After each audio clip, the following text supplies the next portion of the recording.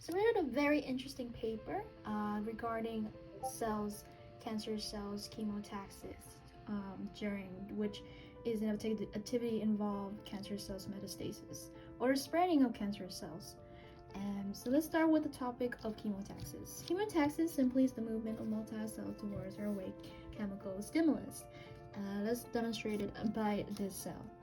Cells are just like a big organism, are attracted to nutritional values or chemoattractants. So if there's a high chemoattractant concentration, so imagine you are the cell and you like McDonald's, so you would like to go to a higher concentration of McDonald's, or versus going away or chemorepellent, negative chemotaxis, you are not concentrated or attracted to the concentration of substance that are being stimulated, you were going away from it. And that's just for chemotaxis. Let's talk about cancer cells. Just a quick review. Normally, cells are pretty happy. During division, they have proto-oncogenes. These are just normal genes controlling cell division. But what happened when the proto-oncogenes is mutated? Cells, it becomes oncogenes. Oncogenes are very uncontrolled, unregulated during cell division, and it would make very bad cells that are just oversized and unregulated. And then which during metastasis, it becomes accumulations and becomes somewhat a tumor. So here's tumor's accumulation of cells. So you can see going this way and then going towards a tumor buildup. So that's just a quick review. So here in this article, written by Bancasa and Alyssa M. Weaver, we're talking about what they hypothesized, the researcher hypothesized, is that exosome, which is a vesicle that normally carries DNA, proteins, or RNA, would be caring for exocytosis from the cells or being expelled from the cells. Is the movement of when every single exosome is being secreted, it promotes the movement of the cell. Or what would promote the movement of the cancer cells going to another cells and spreading during metastasis? So they hypothesized that the movement is caused by exosome secretion. So in this experiment, we have cell line HT1080 cells. This is just cells from fibrosarcoma, which is a mesenchymal tumor cell. Just happen to be using this cell line right now.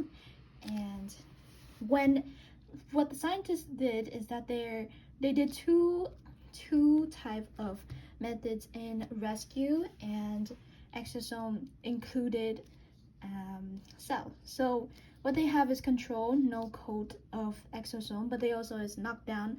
Our R27A KDI is a inhibitor, which R27A KDI is a gene that regulates movements of the exosome vesicle.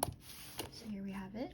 So this gene would be attached to the vesicle itself, and this gene's kind of like think of it a freight, or think of it like a drone carrying your packages flying around. So it would attach to the exosome and it would carry it outside of the cell. So just imagine this is the phospholipid bilayer surrounding the cells, and this attachment to this would carry it around the cells, and then eventually being exocytosed outside the phospholipid bilayer. So without the RAB27A gene, the vesicle stay arrested, cannot move. There will be no overall movement of the cancerous cells. So what they did is the scientists knocked down the R27A KDI cells. So we have two knockdown cells here, and then we have a control with no knockdown. So the reason why they do that is just to have a control over the exosome that they're going to administer, to see the different amount of exosome and how it affects the movement of the cell. So we have 50 micrograms and then 10 micrograms. And they did an overall chemotaxis assay, which is evaluating concentration from how the cells move, depending on the exosome concentration being administered. And this is also microvesicle coded. And towards the hypothesis, fibrosarcoma cells would, overall on the first experiments, scientists found out that the higher amount of exosomes being prescribed towards these R27A knockdown cells has a higher chemotaxis towards their chemoattractant or towards their food source. So this is what's promoting. But what is inside the vesicle? What is inside this exosome? Is it what is promoting inside the exosome that's promoting the movement chemotaxis overall? So what the scientists did is that they had just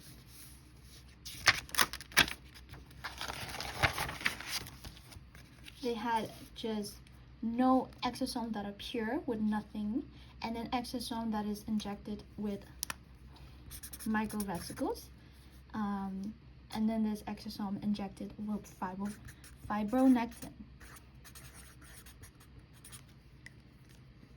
And when you did a chemotaxis assay over all of this, scientists found out that the exosomes carrying fibronectin has a significant increase in speed. So what overall conclusion? Our overall conclusion is that the exosome carrying FN or fibronectin has increased speed or increased cellular movement, chemotaxis, during metastasis of cancer cells. However, whether direction or heading, where are the cells heading during metastasis, is still unknown. Well, that's for future experiment and future researches to find out. But that's all just to conclude our